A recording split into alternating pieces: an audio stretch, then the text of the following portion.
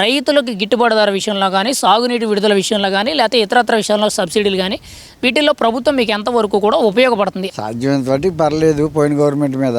Ganesh gold తాకట్టులో ఉన్న బంగారాన్ని విడిపించి కొనబడును. సంప్రదించండి 9966651144. అయితే అన్నీ చేయాలంటే చేయలేరు కదా, కొంతవరకు రైతు భరోసా పడుతుంది. సాగునీరు కూడా మాకు మోటార్స్ బోర్లు ఉన్నాయి, 24 గంటలు కరెంటు ఇస్తున్నారు కటింగ్ లేకుండా.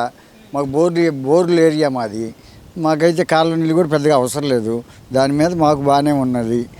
ఈ సంవత్సరం కూడా బాగానే ముందెత్తులోనే వేసుకున్నాం. ఇప్పటికి వరి పైరు కూడా బాగా కలుపులకు వచ్చేసినాయి, బాగా ఉన్నది మాకు.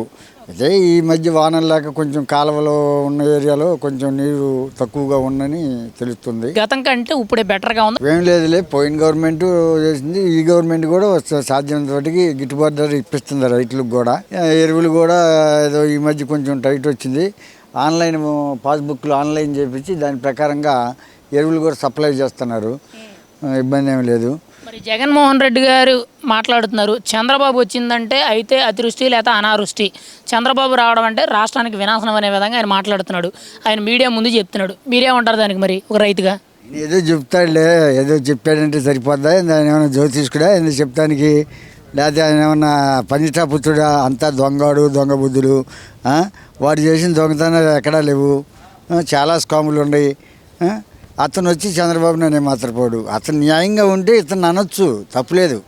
ఒకనో ఈయన తప్పులుంటే ఒప్పలేదు. అసలు ఆయనలో తప్పు పెట్టుకుని ఈయన ఒప్పితే అది ఏం పద్ధతిగా ఉంటుంది? పద్ధతి కాదు అది. ఆయన ఇంటే ఆయన మాట్లాడుకోమని బాబు, ఆయన వాక్ స్వాతంత్రం ఉంది కాబట్టి ఇంట్లో మాట్లాడుకొని బయటకు వచ్చి మాట్లాడి చెప్పు తీసుకొడతారు, జనమే చెప్పు తీసుకొడతారు. ఎందుకంటే తప్పుడు మాటలు మాట్లాడితే ఏం చేస్తారు? నువ్వు చేయలేవు, చేసేవని పొలబెడుతుంటివి ఎట్లా? అటు ఇటు కాకుండా చెప్తే ఎట్టకు? నువ్వు చెయ్యాలా, నువ్వు చేయలేవు, యువతలో ఆయన చేస్తున్నాడు, మళ్ళీ ఆయన్నే నువ్వు ఎత్తిపడుతుంటివి.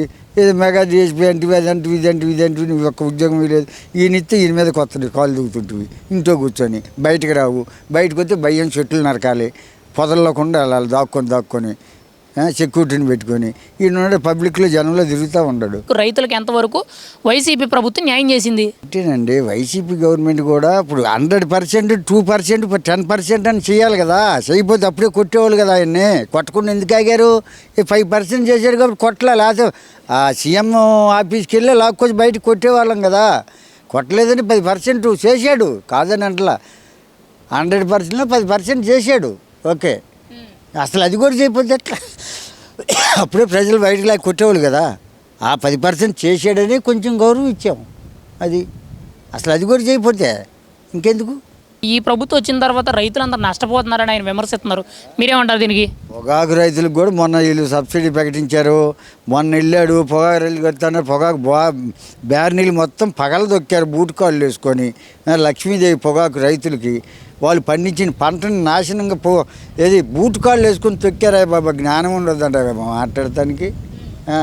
ఏదైనా మాట్లాడాడు, మీరు మమ్మల్ని అడుగుతున్నారు, మేము మీకు సమాధానం చెప్పాలా? 3 ఏళ్ళు కళ్ళు మూసుకుంటే ప్రభుత్వం దిగిపోతుంది, మనమే అధికారంలోకి వస్తామని ఆయన అంటున్నాడు. చాలా విన్నాను, టీవీలో రేడియోలో అన్నీ వస్తామండి. 3 సంవత్సరాలు కళ్ళు మూసుకుంటే పోయి మనమే ఎక్కేది అంటున్నాడు. ఏడెక్కుతాడు? గాడి ఎక్కి తిరగమను. ఏది సీఎం ఎక్కేది ఆయన? ఎట్లా ఎక్కుతాడు? ఏం ఎక్కుతాడు సీఎం? ఎట్లా ఎక్కుతాడు? 5 ఏళ్ళకి 2 ఏళ్ళకి తేడా ఏంటి? మీరైతే ఒక రైతుగా ఏం చెప్తారు? ఏమండి, 5 ఏళ్ళు చేశాడు అతను కూడా. ఏదో 10%, 5% చేశాడు, కాదని అంటలా. జనానికి నచ్చలేదు, దిగిపోయాడు. 11 సీట్లు ఇచ్చారు. పోరా బాబు ఇంటికి వెళ్ళి వ్యవసాయం చేసుకోరా అన్నారు. చేసుకోరా అంటే దొంగలు దోపిళ్ళు ఇవన్నీ చేశాడు. చేస్తే ఇంటికి పంపించేశారు. వెళ్ళి మెలకొండ బాబు దగ్గర మళ్ళీ చంద్రబాబు మీదకి వస్తున్నాడు. చంద్రబాబు వచ్చాడు, పర్లా. ఆయన చాలా అనుభవం ఉంది చంద్రబాబు గారికి. ఇప్పుడు 2 సార్లు 3 సార్లు సీఎం ఎక్కాడు కాబట్టి ఆయనకి చాలా అనుభవం ఉంది, ఏదైనా చేయగలడు. ఇతర రాష్ట్రాల నుంచి, ఇతర దేశాల నుంచి కూడా ఇవాళ ఫ్యాక్టరీలు అవన్నీ తీసుకొచ్చి అన్నీ పెడుతున్నాడు, ఉద్యోగాలు ఇచ్చాడు. అమరావతి ఉంది, అమరావతి అట్లా డెవలప్ చేశాడు. మరి ఆడు జగన్ మావుగాని అంటాడు, అది అంటాడు, 3 రాజధానులు అంటాడు, ఒక్కట ఎకరం లేదు. ఇక ఈ దెబ్బ వచ్చేది కల్లా